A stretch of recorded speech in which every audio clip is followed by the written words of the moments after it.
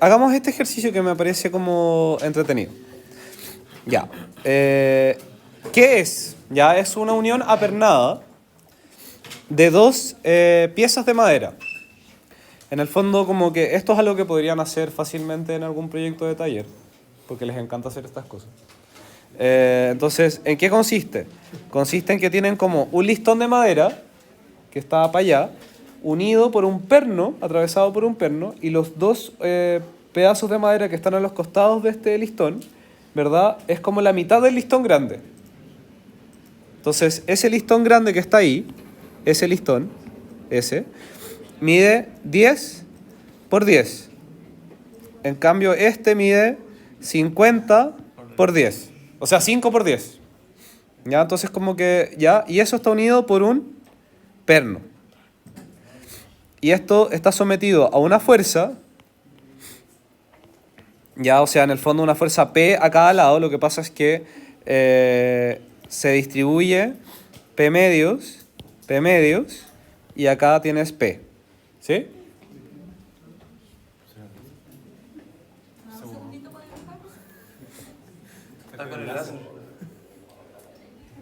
Es que así es. Tienen que ser más rápidos, chicos, por favor. A ver cómo lo...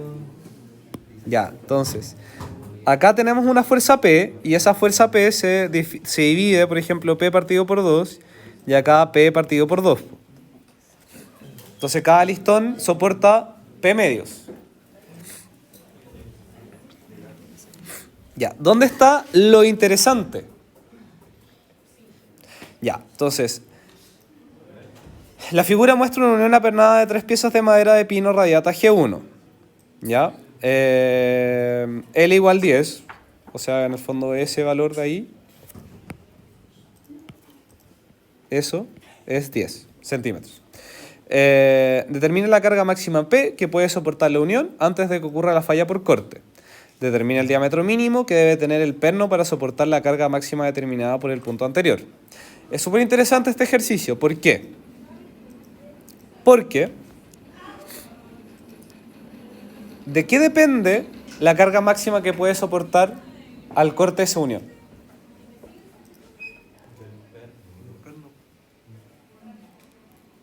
¿O de la madera?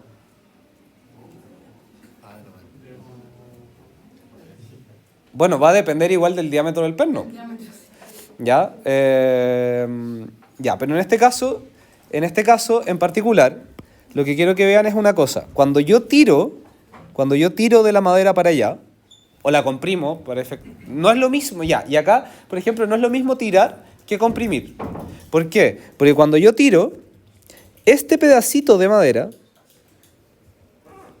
que está ahí, ¿sí? Intenta irse para allá, po. Ese pedacito intenta ir para allá, y lo que está acá intenta irse con la madera. ¿Y qué es eso que se produce ahí? Corte. ¿Y cómo se determina la resistencia al corte? Se determina como el área, esa área que está ahí, multiplicado por 2, no lo dibujé muy bien, pero lo voy a dibujar, lo voy a agrandar. Ya, entonces, esa área que está ahí,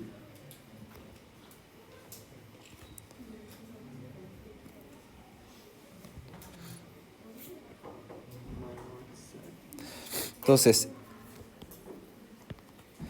este pedazo intenta ir para allá, y ese pedazo intenta ir para acá, y ese pedazo intenta ir para acá, y el otro pedazo intenta ir para allá. Entonces, el área que está resistiendo al corte es ese pedacito que está ahí, de área. ¿Ya?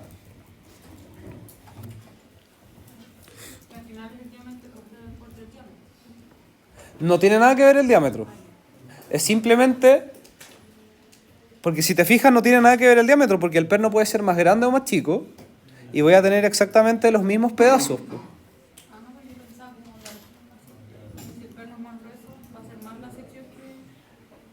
Ah, ya, pero en este caso particular no es el área de la sección así, sino que es el área de la sección perpendicular a cómo está actuando el corte.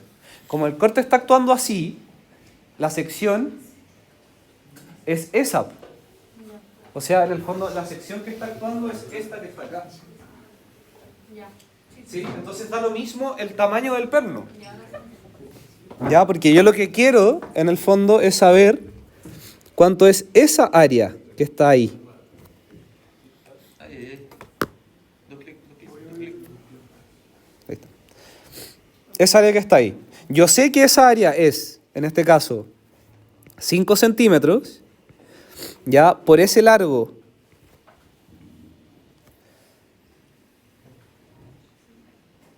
que no sale. Le vamos a tener que poner un largo. Ya, supongamos que de aquí a acá hay 15 centímetros. Ya, entonces aquí le vamos a poner 15 centímetros. Ya, entonces, lo que máximo puede soportar al corte va a ser igual a la tensión máxima al corte que puede soportar el material por el área de la sección por el factor de forma. Como esto es finalmente una sección que es cuadrada, yo sé que la tensión máxima es igual a 3 medios de B partido por A. Lo que implica que si yo despejo B,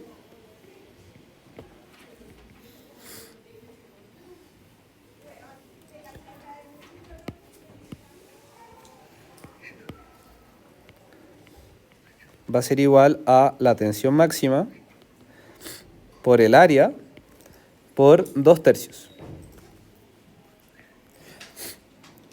¿De dónde tengo el valor de tau máximo? De los materiales. En este caso nos dicen que es pino radiata G1. Ya, entonces, si yo me voy como a la diapositiva de la clase y veo acá, en la tabla de resistencia nominal al corte del pino radiata, me va a decir de que en el corte todas las calidades estructurales del pino radiata tienen como resistencia al corte 1,1 megapascales. Entonces, yo sé que el tau máximo es igual a 1,1 megapascales, que es igual a 11 kilogramos partido por centímetro cuadrado. Luego, si yo reemplazo, me va a quedar 11 kilogramos partido por centímetro cuadrado por el área por 2/3, con lo cual me queda solamente el problema del área. Y el área es igual a 2 veces 2 por 5 centímetros de ancho por 15 centímetros de largo. 5 por 15 son 75. Por 2, 150. O sea que el área es 150 centímetros cuadrados. 15. ¿Está bien eso o no? No, sí, está bien. Ya. Luego,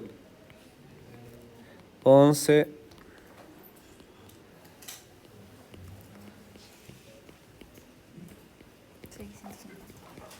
Ya.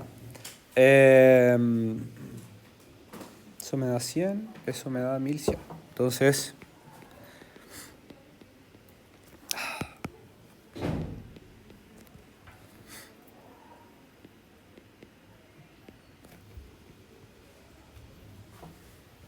$11 por 150 por 2 dividido 3 da 1100.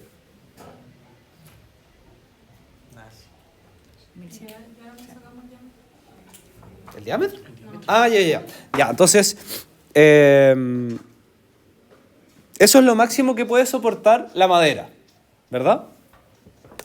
Ya, si eso es lo máximo que puede soportar la madera. Ahora, antes de eso, fíjense que en el fondo, lo importante para que la madera resista, ¿ya? Es el área que está sometida al corte. Entonces, ustedes simplemente aumentando estos 15 centímetros, o sea, dejando más palo de aquí para allá, ya la unión va a aumentar su resistencia mucho más. Entonces, de repente... ¿Pregunta o...? Claro. Cuando uno entiende, en el fondo, cómo funcionan las cosas, alguien podría decir, ¿por qué le dejaste tanto palo? ¿Sí? Es porque, en el fondo, si tú le dejas más palo, mucho mayor resistencia al corte vas a tener. ¿Ya? Ahora, si la fuerza actúa en el otro sentido y es compresión, ¿ya? Tienes todo el largo del palo, en el fondo, que está resistiendo al corte. Entonces, no, realmente, prácticamente, es infinita la resistencia al corte. Esto solamente es un problema cuando estás tirando de los palos. ¿Y la cantidad de tornillos influye? Ahí se dividiría entre Si tú tienes más tornillos, distribuyes el corte en más área. Si tú le colocas 2 pernos, vas a tener que multiplicar el área por 4. pensando que es la misma distancia. Pero si en este caso ponemos un tornillo justo al lado, ¿no se disminuye el área del corte? No. Si colocas un tornillo como acá, No, al otro lado. ya, pero a colocarlo ahí también es una posibilidad. Ya, ahí ¿qué va a pasar?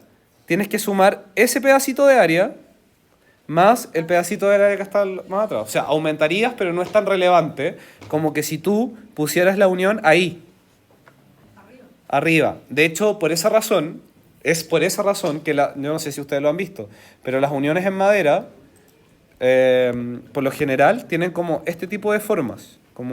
Y esto también, yo no sé si ustedes lo han visto alguna vez, pero cuando les dicen cómo se tienen que clavar los pedazos de madera, siempre les hacen una cosa así. Y como que nunca coinciden.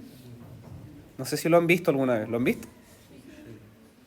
Ya, la idea es que... ¿Por qué eso es así? La idea es que no coincida ningún y que como clavo con el otro, para aumentar en el fondo la resistencia al corte. Porque la madera particularmente falla mucho por corte, porque como tiene vetas, es muy fácil fallar por corte. Imagínense que el acero resiste 1500 kilogramos por centímetro cuadrado de corte y la madera resista 11. Entonces, yo no sé, yo he escuchado decir, por ejemplo, que la madera puede ser tan fuerte como el acero. No sé si lo han escuchado alguna vez. Hay gente que es como amante de la madera, Un pilar por no decir nombres, de 20 por 20. para no herir susceptibilidades de arquitectos, amantes de la madera. Pero eso no es así, porque en el fondo, si bien una viga de roble, por ejemplo, que es la madera más fuerte que en el fondo está catalogada, puede resistir bastante, no se asemeja a la resistencia al acero, digamos, y mucho menos tiene resistencia al corte. O sea, en el fondo estás comparando como la resistencia a la atracción de la madera con la resistencia a la atracción del acero. Pero si comparas la resistencia al corte del acero con la resistencia al corte de la madera, no tienes punto de comparación. La madera siempre va a ser un material muy malo, porque la madera, al tener vetas, se parte en la dirección de la veta. ¿Ya? Y en este sentido, las maderas que son coníferas, ya entiéndase. ¿Ah? Sí, pero también, ¿cómo se llama esta otra cuestión? Que vive hartos años. Es rojo. Alerce. El alerce, Pero la elección no es latifolia. el alerce es una conífera. El alerce. Yo no sé nada. ¿Qué otra madera hay conífera que se utiliza? No, el eucalipto es una latifoliada. Todo lo que... Cambia con las estaciones del año, creo que cambia No. No. No. Eso es una mentira. Eso es una mentira. Eso no es verdad. Preguntémosle a la Tere. Sí. Pero La única que si, le creo.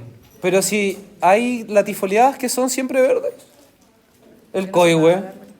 El coihue es una El notofagus. El notofagus, todos los géneros notofagus, excepto el notofagus alpina, que es la lenga, es el único que pierde la hoja.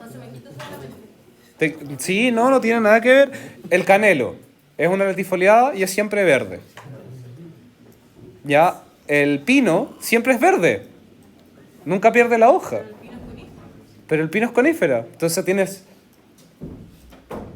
tienes en general las coníferas, no sé si habrá alguna conífera que sea que pierda la hoja, o sea, se quede sin hojas. Eso sí puede ser una verdad.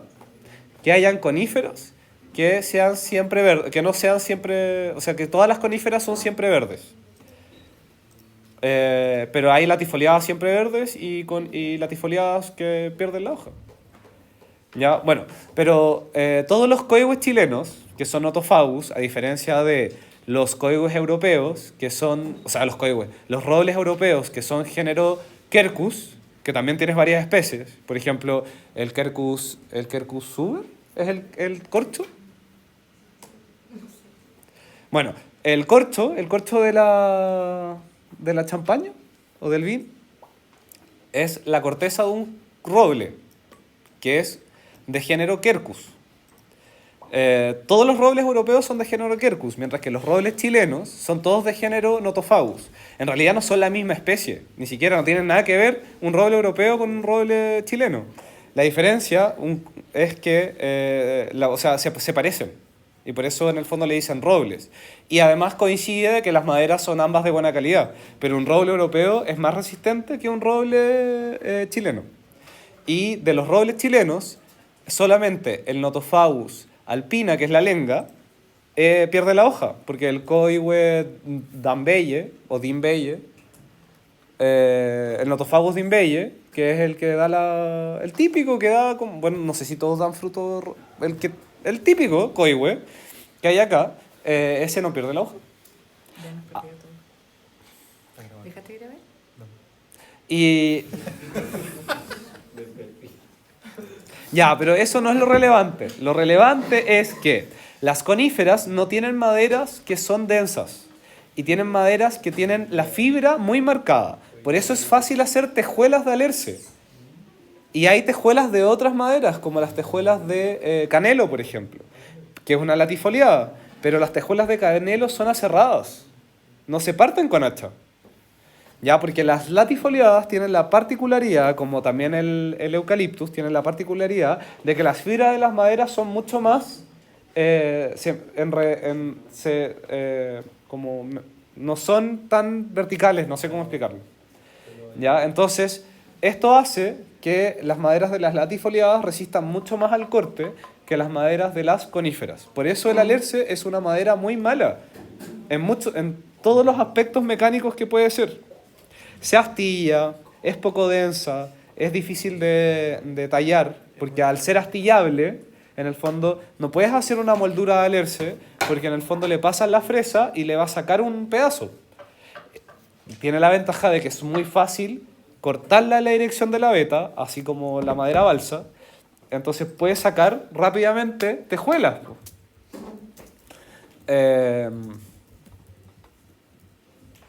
Cambiar algo así, por ejemplo, las fuerzas fueran en contra de la fila.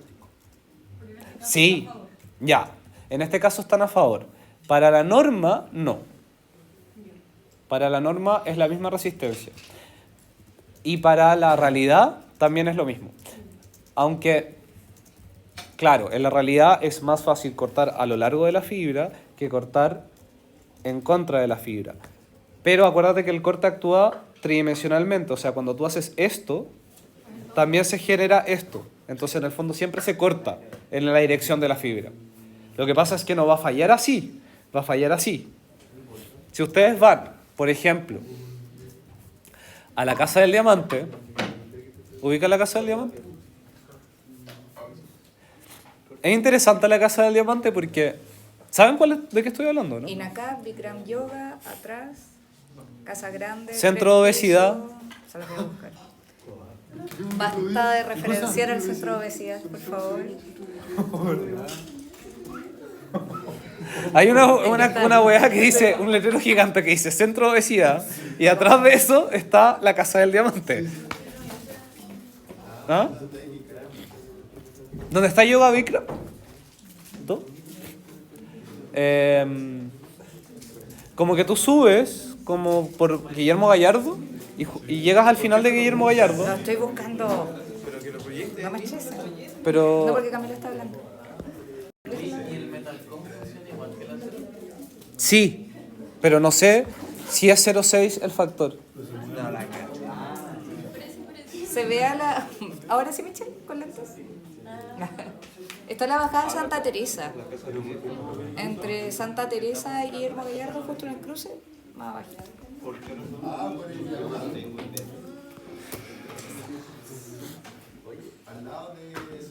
No, vos te fuiste muy lejos.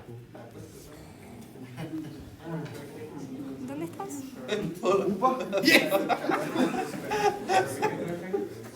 ¿Y por qué no tengo el monito?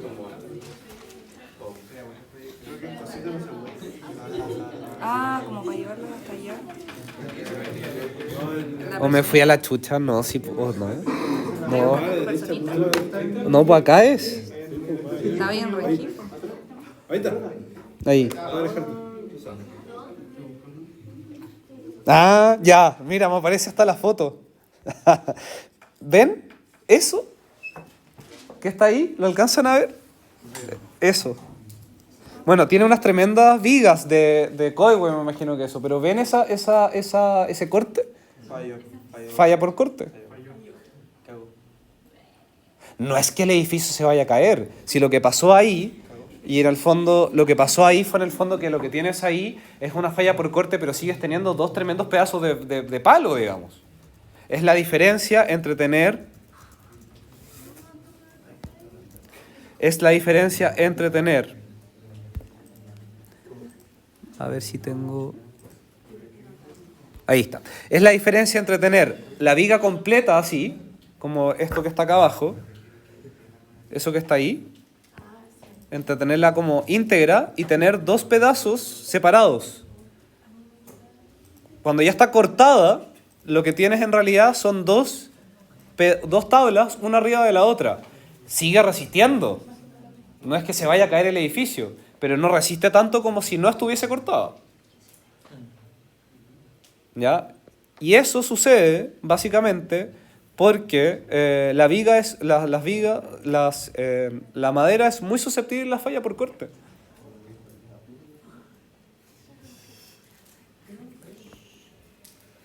Y pueden comer eso. Y esa es la casa. Y es interesante esta casa porque yo te diría que es el único edificio de Puerto Montt de madera que tiene 4 pisos. Y además de uso público. No deja de ser interesante una estructura de madera de 4 pisos. El único. ¿Chipo? Yo diría que es el edificio más alto de Puerto Montt en estructura de madera. Sí, de ahí nos saltamos casi hasta Conce. Y si no me extiendo, es el edificio más alto de la región. Ah, Vamos a visitarlo. de hecho, vamos a visitar la casa de Dios. Vamos a comer.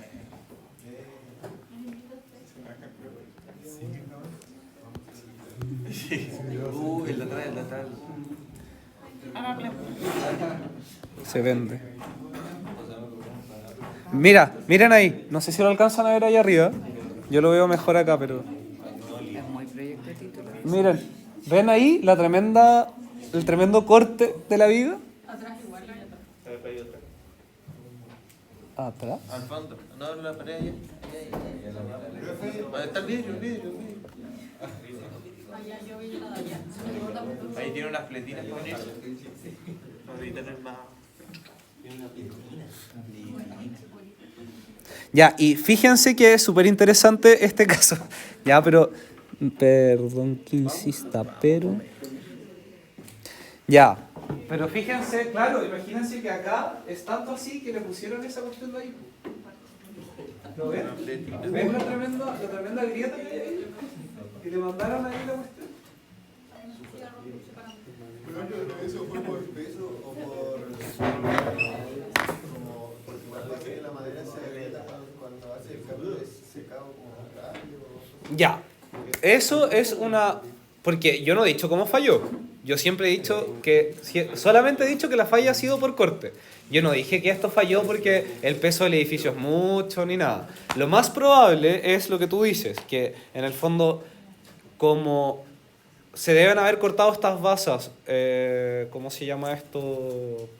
Gigantes, digamos, húmedas, se deben haber secado obviamente mucho más rápido en el exterior y eso generó corte, un esfuerzo interno de corte porque se contrajo el exterior y el interior todavía estaba húmedo y eso generó el corte de la madera, digamos. No es que por efecto de una fuerza se generó este corte, que también es una posibilidad. Yo no estoy como en el fondo, estoy especulando, no sé si, pero esto tiende a pasar. Yo me acuerdo, yo debería tener como diarios de ingenieros, o sea, diarios del ingeniero estructural. No van a seguir. Sí, vamos. Yo me acuerdo que un tiempo hice clases en Osorno, en la Universidad de los Lagos. En una casona que es patrimonial, que queda como justo en la entrada de Osorno por la carretera. Creo que es la entrada sur. ¿La central? Ya, pero está muy cerca. Y no tiene nada de especial esta cuestión, pero tiene una escalera y unas vigas súper grandes. Y la casa, tú caminas por la casa en el segundo piso y la cuestión se mueve entera. Y se mueve porque está cortadas las vigas, po. Están todas las vigas cortadas, pero están cortadas así igual, en este sentido, longitudinal. Entonces se desplaza un pedazo de la viga sobre el otro pedazo de la viga y eso hace que todo el segundo piso de la casa esté guateado en el centro. ¿Por qué ahí no pasa lo mismo? ¿Ah? ¿Qué piso es ese? El 1. Ese es el primer. Ese es el primer piso, sí. Pero es que, imagínate lo grande que son esos palos igual, po. Entonces, por eso te digo, no necesariamente es por el esfuerzo que está sometido el pedazo de madera, sino que en el fondo puede ser un tema simplemente de que se secó mal. Pero el sacado que se le hizo, pues eso no es madera laminada. No. ¿No pasaría eso con madera laminada? Sí, esa. No pasaría eso con madera laminada. Podría, pero es menos probable porque la madera laminada tiene una resistencia al corte mucho mayor porque está pegado. No tiene las fibras como sueltecitas. En cambio, la madera laminada son láminas de madera pegadas con pegamento. Entonces le estás agregando una sustancia que en el fondo provee, cuyo propósito en la vida es justamente generar adherencia al corte. Tanto es así, que antes también se hacían maderas laminadas, sin pegamento, clavándolas. Y ahí lo que unía al corte era los clavos, ¿no? ¿Ven? Ahí se ve... Ya, pero hay que terminar el ejercicio. Ya, entonces, para concluir con este ejercicio. ¿Cuatro? No sé si lo hice en orden, creo que no. Ya, entonces, ahora bien, ¿cuál es la segunda parte del ejercicio? Me dice, determine el diámetro mínimo que debe tener el perno que soporta la carga máxima determinada en el punto anterior.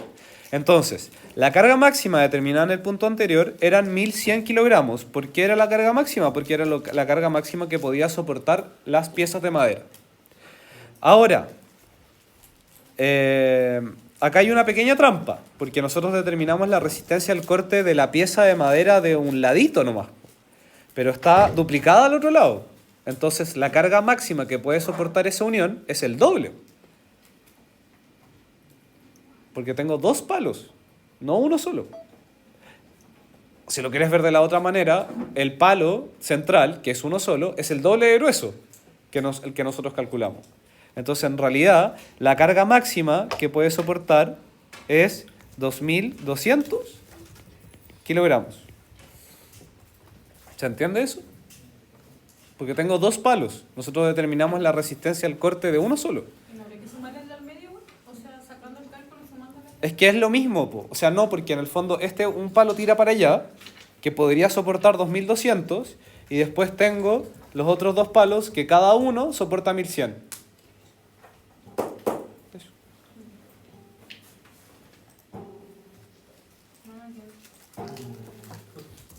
Nosotros calculamos la resistencia al corte de este palo. Ya. Y si tú le sumas la resistencia al corte del otro palo, son 2.200. Y este palo que está acá es como tener dos palos igual en el fondo, porque tienes el doble. Pero es más área ese palo. Por eso.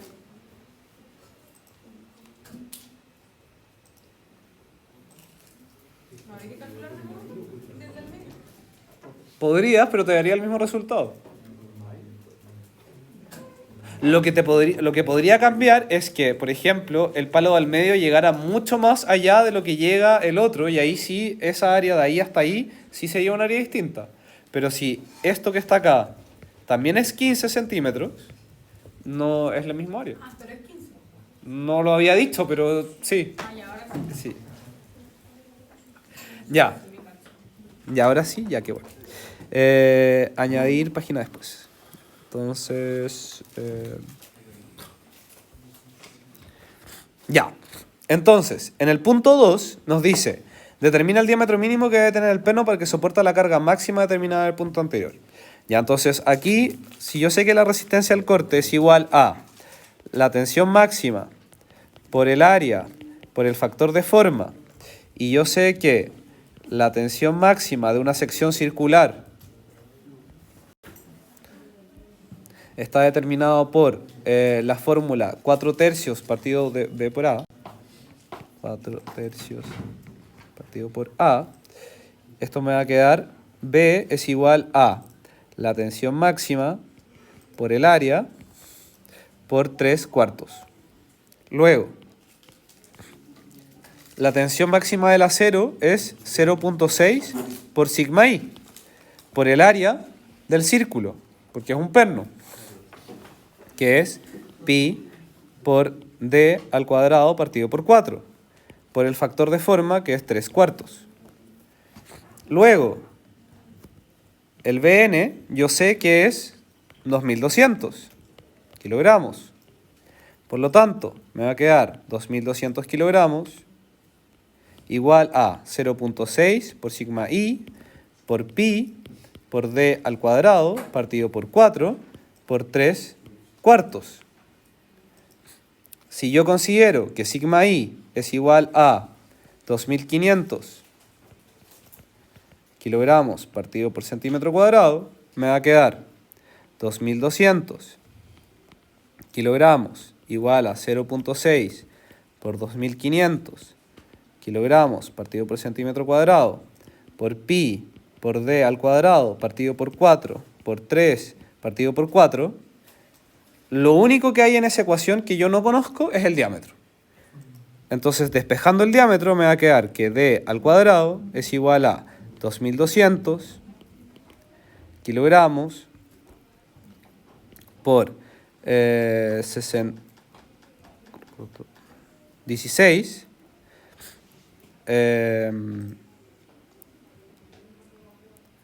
partido por 0.6 por 2.500 kilogramos por pi por 3.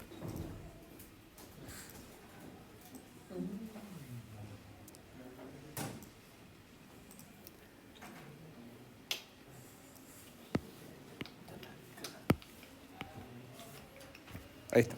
El diámetro me va a quedar igual a eso.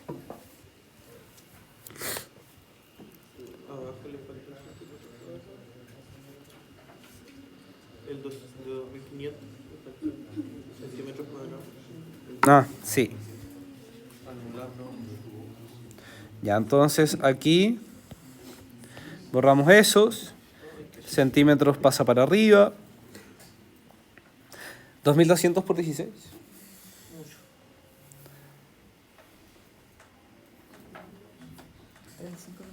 Dividido 0,6. Dividido 2500. Dividido 3. Dividido pi. ¿En serio? Sí. 2.4. Ya, entonces el diámetro me va a quedar igual a la raíz de 2.4 centímetros. O sea que el diámetro es igual a Ah, me dio 2.49, sí, 2.5. ¿A cuál? 2.49. ¿Ya? ¿Raíz de 2.49? 1.57 centímetros. O sea que para que esta unión soporte la carga del corte, tiene que tener un diámetro de 1.57 centímetros. Mínimamente. Puede tener más igual. Pero si no, va a fallar el acero. Ahora, por lo general, los aceros de los pernos no es acero A36 y por lo tanto su tensión de fluencia no es 2500, pero da igual. Podríamos asumir nomás, tampoco es tanta la diferencia con